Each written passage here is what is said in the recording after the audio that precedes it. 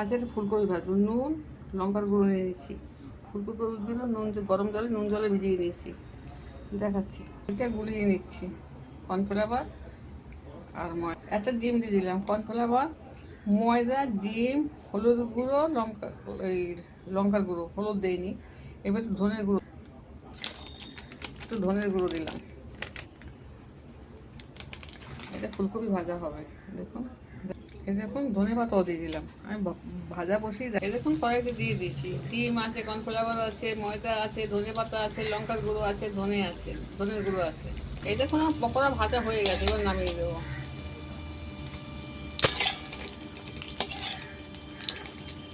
এই প্রথম ভাজলাম ডিম দিয়ে, ওই একবার খেয়ে দেখবে কীরকম সুন্দর হয়।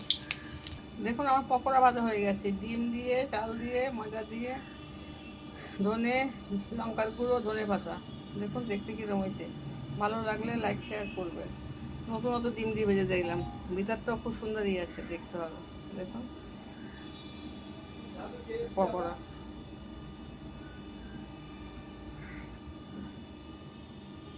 এই দেখুন কত সুন্দর হয়েছে।